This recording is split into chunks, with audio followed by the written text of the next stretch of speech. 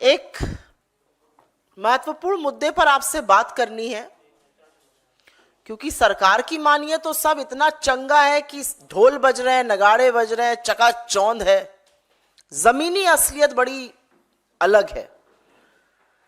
थोड़ा सा देश के हालात समझ लेते हैं, पिछले 2 महीने के हालात। आगरा के एक तरुण थे, उनकी नौकरी चली गई, घर चलाने के लिए कुछ छोटा मोटा काम किया, कर्जा लिया, आर्थिक तंगी इस कदर बढ़ गई कि फंदे से लटकती हुई उनकी लाश मिली और पास ही बेटे और मां की भी लाश पड़ी थी। जौनपुर के 42 वर्ष के रमेश बिंद थे, मजदूरी करते थे, काम नहीं मिल रहा था, उधार लेके खर्च चला रहे थे। वो शिकंजा कसता गया, आर्थिक तंगी बढ़ गई, कर्ज बढ़ता गया, उस बोझ के तले दब गए और अंततः गतवा फांसी के फंदे से झूल गए। पिछले हफ्ते ब्रजेश पाल ने एक नोट लिखा और अपनी सारी डिग्रियां जला दी और कहा इन डिग्रियों का मतलब ही क्या है जब इनसे नौकरी नहीं मिलनी है, तंग आ चुका हूं। और उसके बाद उन्होंने खुदकुशी कर ली। इस देश में 7,000 से ज्यादा लोगों ने आर्थिक तंगी के चलते 2022 में आत्महत्या की है। आज की तारीख में हर घंटे 2 किसान जान देने को मजबूर हैं। 40 नौजवान हताश होकर, निराश होकर अपनी जान ले रहे हैं रोज। और ऐसे में मोदी सरकार आपको बताती है क्या बढ़िया चल रहा है, सब कुछ चकाचक है मामला। सरकार थोड़ा झूठ बोलता है तो चलिए हजम हो सकता है, लेकिन कुछ बातें ऐसी हैं कि गले के नीचे नहीं उतरती हैं। अब लगातार सरकार का नीति आयोग इस देश को और दुनिया को यह समझाने पर, यह सिद्ध करने पर तुला हुआ है कि नरेंद्र मोदी सरकार ने गरीबी का सफाया कर दिया है। ये जो लोग आत्महत्या कर रहे हैं, ये जो बेरोजगारों पर लाठियां बरसाई जा रही हैं, जो बेरोजगार सड़कों पे उतरे हुए हैं, ये देश के नागरिक थोड़े ही हैं, ये कोई छुट्टे जानवर हैं जो घूम रहे हैं। यही समझाना चाहती है सरकार। इस देश के नीति आयोग ने अब यह सिद्ध करने का बीड़ा उठा लिया है कि देश में गरीबी नहीं है। और एक बिल्कुल चौंकाने वाला आंकड़ा आया है, जिसके चलते नीति आयोग ने, एनएसएसओ का यह आंकड़ा आया है, उसमें कहा है कि गरीबी 5% पर आकर टिक गई है। 5% पर गरीबी आ गई है, मतलब अब सिर्फ 7 करोड़ लोग गरीब हैं, बाकी माला माल है। और इसीलिए ये जो झूठ है ये गले के नीचे नहीं उतरता है। याद रहे कि 11 साल बाद ये जो उपभोक्ता व्यय, जो कंजम्पशन एक्सपेंडिचर का सर्वे है, 11 साल के अंतराल के बाद आया है। हर 5 साल पे आना होता है। 2017-18 का सर्वे सरकार ने कहा था क्वालिटी नहीं ठीक है, इसलिए विड्रॉ कर लिया गया था। असलियत यह थी कि नोटबंदी और एक फ्लॉड जीएसटी के चलते, गब्बर सिंह टैक्स के चलते वो 40 साल के सबसे निचले स्तर पर पहुंच गया था। तो वो दिखाने की हिम्मत नहीं थी सरकार की, इसलिए दिखाया नहीं गया था। अब चुनावी दौर है, चुनाव से प्रेरित सर्वे खूब दिखाई जाएंगे। उनमें से एक दिखाया गया है, ताल ठोक कर बोला जा रहा है 5% ही अब गरीब इस देश में रह गए हैं।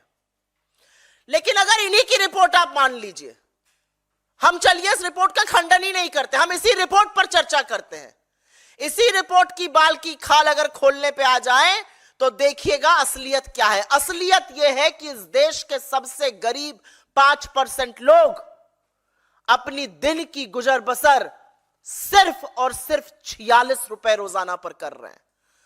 उसमें उनका भोजन है, उसमें रोटी, कपड़ा, दवाई, पढ़ाई जैसी चीजें हैं। सिर्फ और सिर्फ 46 रुपए। यह असलियत है अगर इस सर्वे के मुताबिक ही चला जाए। लेकिन सरकार उस सुर्खी को दबाना चाहती है, पर सच की वो ताकत है कि सच उभर कर निकल ही जाता है। यह सर्वे 2 चीजें सिद्ध करता है और अभी आंकड़ों के साथ आपको बता देती हूं क्या। यह सर्वे शहर और देहात के बीच की जो बढ़ती हुई खाई है, एक जो शहरी हिंदुस्तान और जो ग्रामीण हिंदुस्तान है, उसके बीच की जो बढ़ती हुई खाई है, उसको सिद्ध करता है। और यह सर्वे पूरी तरह से अमीरों और गरीबों के बीच में लगातार बढ़ते फासले को, जिसकी बात कांग्रेस पार्टी, जिसकी बात हमारे नेता राहुल गांधी, जिसकी बात हमारे अध्यक्ष श्री खड़गे जी लगातार करते हैं, अमीरों और गरीबों के बीच में बढ़ती हुई असमानता को, बढ़ते हुए फासले पर यह सर्वे, सरकार का यह सर्वे खुद मोहर लगाता है। अभी आपको 2 मिनट में समझा देती हूं कैसे। इस सर्वे के मुताबिक शहर में रहने वाले 5% सबसे अमीर लोग, शहर में रहने वाले 5% सबसे अमीर लोग, शहर ही में रहने वाले 5% सबसे गरीब लोगों से 10 गुना ज्यादा खर्च करते हैं, 10 गुना। और गांव में रहने वाले 5% सबसे अमीर लोग,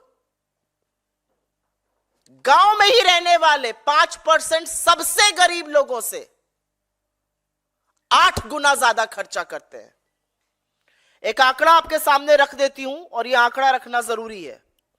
इस आंकड़े के मुताबिक ग्रामीण क्षेत्रों में 5% सबसे अमीर 350 रुपया खर्चा कर रहे हैं, और उसी ग्रामीण क्षेत्र में सबसे गरीब 46 रुपए खर्चा कर रहा है। शहर में 700 रुपए सबसे अमीर खर्चा अगर कर रहा है, तो शहर में सबसे गरीब औसतन 67 रुपए खर्चा कर रहा है। ये जो वी शेप्ड रिकवरी की बात सरकार करती थी, या तो इनको अंग्रेजी का अल्फाबेट वी का मतलब नहीं पता है, या ये जानना नहीं चाहते, क्योंकि ये पूरी तरह से जो के शेप्ड रिकवरी होती है वो दिखा रहा है। अमीर इस देश का लगातार अमीर होता जा रहा है और गरीब निरंतर गरीब होता जा रहा है। इस आंकड़े के बाद सरकार किस मुंह से कह सकती है कि 5% गरीब है? और साक्ष्य एक के बाद एक उसकी पुष्टि करते हैं। चलिए आपकी बात मान लेते हैं, 5% लोग ही गरीब रह गए। 140 करोड़ की जनता में 5% गरीब मतलब 7 करोड़ लोग। आपको 7 करोड़ लोग अगर गरीब हैं, तो 81 करोड़ लोगों को मुफ्त राशन इसलिए देना पड़ रहा है कि अगर आप ना दीजिए तो वो भूखमरी से मर जाएंगे।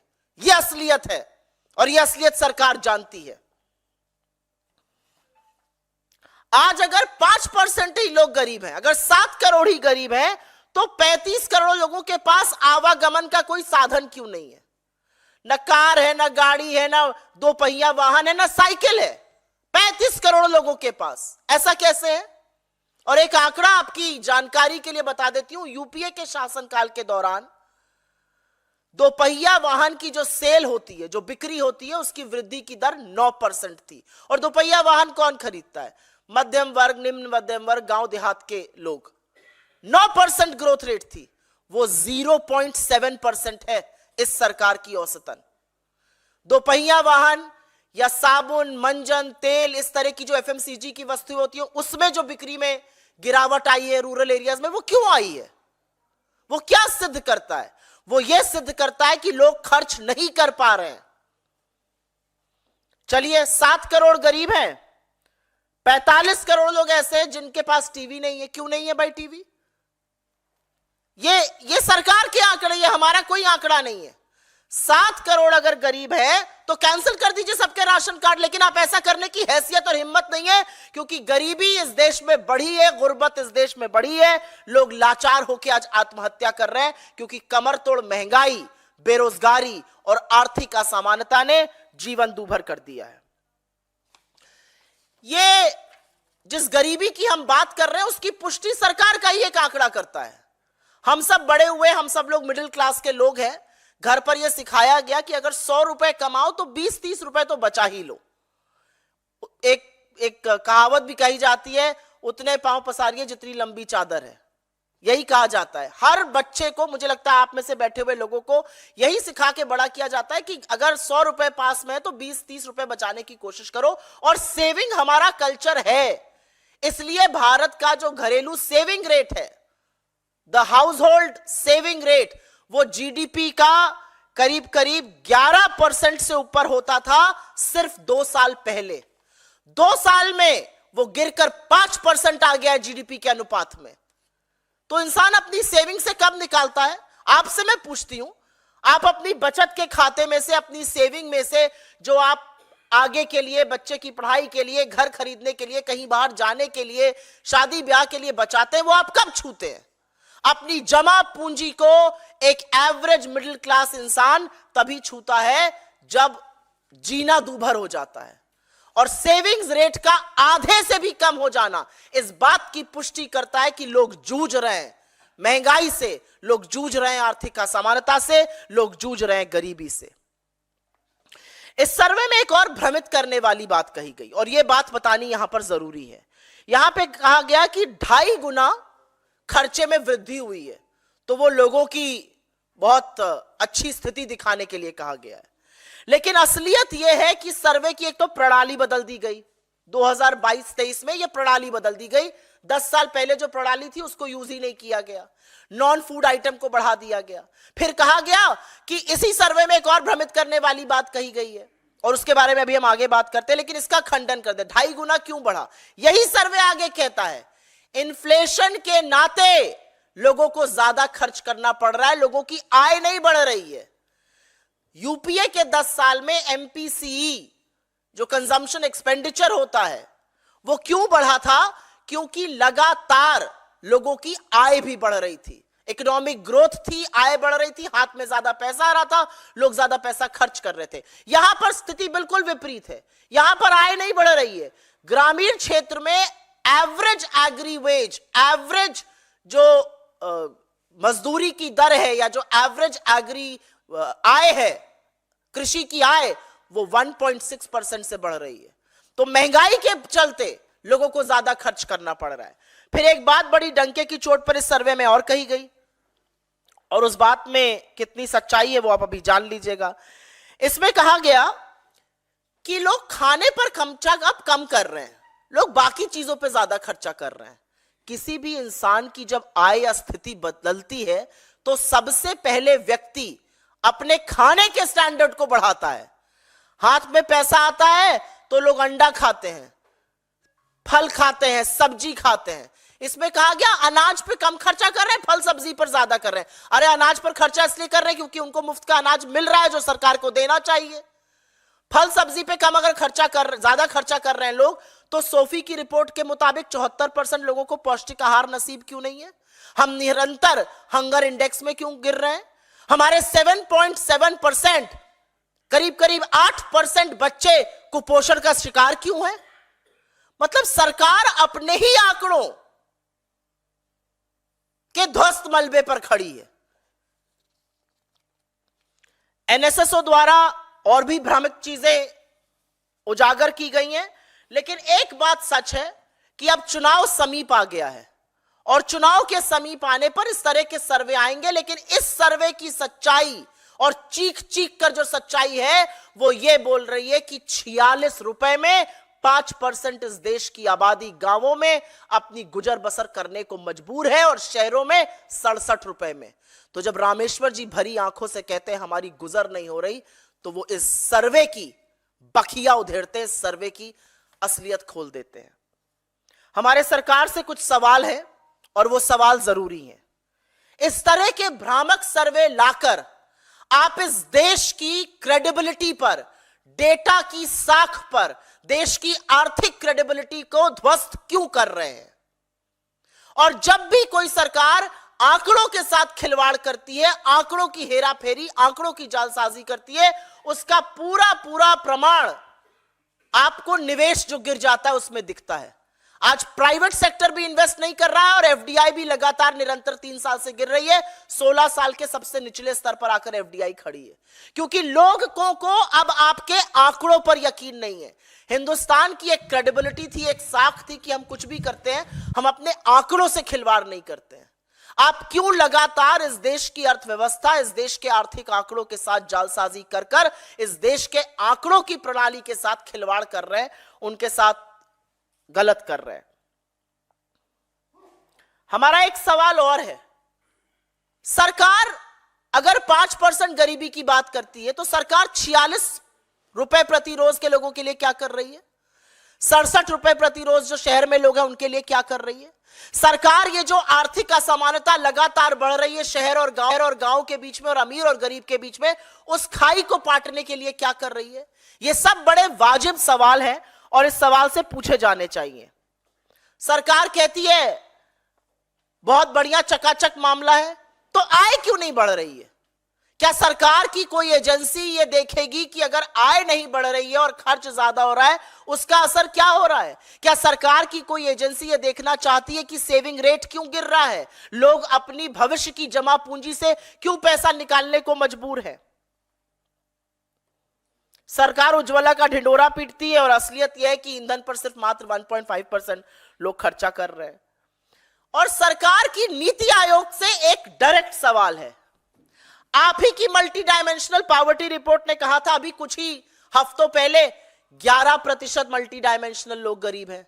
अब आप कह रहे हैं 5% गरीब हैं। जुलाई 2023 में आपने कहा था कि गांव में 20% के लोग गरीब हैं। तो 20% लोग गरीब हैं, 11% लोग गरीब है या 5% लोग गरीब है? क्योंकि यह रिपोर्ट नीति आयोग की 3 रिपोर्टों पर यह आंकड़े आधारित है। तो नीति आयोग में कौन सी रिपोर्ट सच्ची है, इस बात की पुष्टि नीति आयोग सरकार की जरूर करे।